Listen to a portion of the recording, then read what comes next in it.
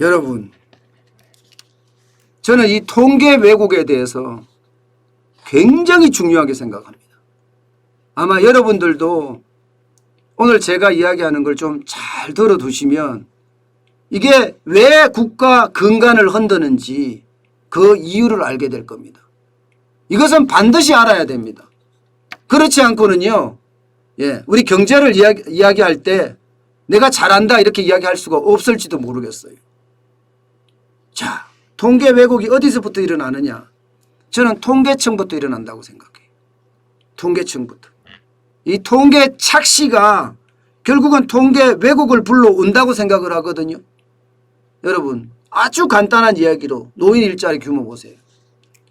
노인 일자리 규모가 올해 여러분도 알다시피 78만 5천 개가 늘어납니다. 78만 5천 개. 그런데 노인 일자리가 어떤 거죠? 여러분도 잘 아실 거예요. 뭐 노인 일자리 홍보 전문가. 그러니까 노인 일자리를 이렇게 만드는데 그것을 홍보할 수 있는 전문가. 거리에 담배꽁초 줍는 사람들. 또 교통정리하시는 분들. 뭐 여기다가 구술생애사라고 하나요? 남의 이야기를 들어줘서 자서전을 만들어주는 사람들. 많이 받아서 뭐 한 70만 원. 적게 받으면 27만 원 받으시는 분들인데 이분들이 지금 계속 늘어나고 있다는 사실이에요. 적게 늘어나는 게 아닙니다. 여러분 보세요. 문재인 정부 초기만 하더라도 43만이었어요.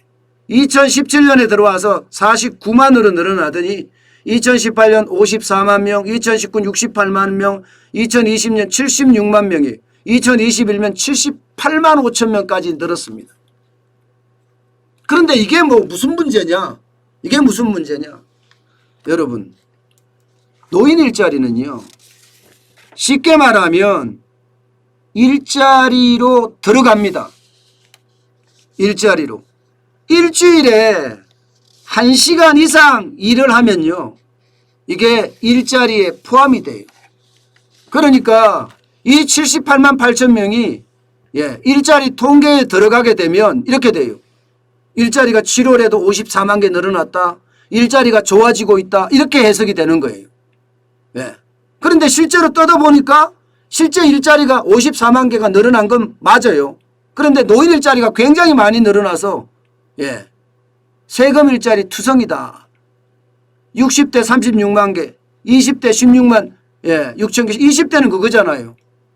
20대는 디지털 일자리, 뉴딜 일자리, 일자리 뭐 경험 지원하는 거 있잖아요. 그거에 실질적으로 일자리가 늘어나야 될 30대 40대는 일자리가 안 늘어나고 있습니다. 그러면 여러분 지금 이 일자리가 물 좀 잠깐 마시겠습니다. 그러면 지금 이 일자리가 말입니다.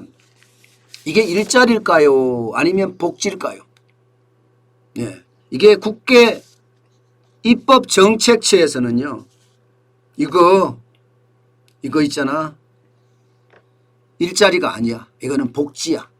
복지의 연장성산에서 해석해야지 일주일에 얼마나 일한다고 단기근로자인데 게다가 노인 알바인데 이거를 일자리로 해석하니까 문제가 된다. 일자리에 착시가 일어난다. 이렇게 하면서 수정까지 지시를 했을 정도예요. 수정까지.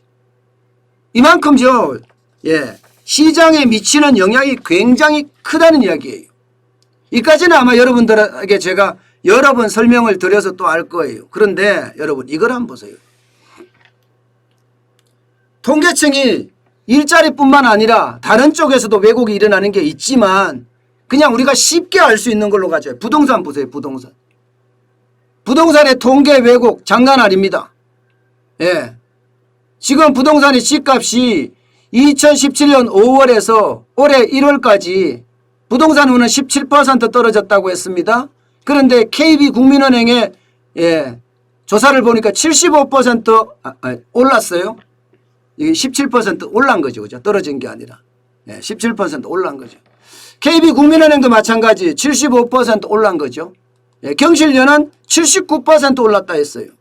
그런데 이거 가지고 계속 실랑이를 폈어요. 그런데 결론적으로 말씀을 드리면 실제 조사를 했더니 표본을 늘렸습니다. 한국부동산에서 표본을 늘렸더니 집값이 같아졌어요. 집값이 같아졌어요. 쉽게 말하면 지금까지 17%밖에 안 올랐다 이렇게 이야기를 했는데 표본을 늘리니까 같아졌는 겁니다. 7월에 KB부동산에서 조사한 부동산 가격, 쉽게 말하면 평균 매매 가격이 7억 2,406만 원. 그 다음에 한국부동산에서도 7억 2,126만 원 같아졌다는 겁니다. 그러면 뭐예요, 여러분? 이 왜곡된 통계로 지금까지 부동산 정책을 폈다는 결론이 생기잖아요. 그러면 지금까지 여러분도 알다시피 정책을 엄청나게 많이 내놨습니다. 25번이나 내놨어요. 25번이나. 25번이나 정책을 내놨는데 이 정책이 곳곳에 25번 전체가 왜곡된 통계로 결국은 정책을 위반했다는 이야기가 되잖아요. 그러면 어떻게 돼요? 지금처럼 이렇게 시장이 대혼란, 시장의 실패가 옵니다. 그래서 통계 왜곡은요. 국가 건강을 흔든다. 지금 부동산 정책을 완전히 다 망가뜨리고 대혼란을 가져왔잖아요. 이런 것처럼 통계가 계속 왜곡이 일어나면 이런 큰 혼란을 야기할 수밖에 없다는 결론이 생기는 겁니다. 여러분, 논문을 쓸 때도요. 잘못된 통계를 넣으면 그 논문이 이상한 논문이 나오거든요. 상상을 초월한 논문이 나와요. 하물며 국가 통계를 이렇게 왜곡이 된다는 것은 결국 말입니다. 국가 전체에 큰 흔들림을 가져올 수밖에 없는 것 아니냐. 저는 그렇게 해석합니다. 그래서 통계가 가장 중요하고 통계가 그 무엇보다도 어뜸이다. 저는 이렇게 주장하면서 말을 하고 있습니다. 참 이런 걸 보면요. 너무 가볍게 안다는 사실, 통계 자체를 저는 문재인 정부 되게 가볍게 한다고 생각을 하거든요. 그것은 결국 우리 경제에 큰 아킬레스건이 될 수밖에 없다. 시한폭탄이 될 수밖에 없다. 이렇게 결론 내릴 수가 있을 것 같습니다.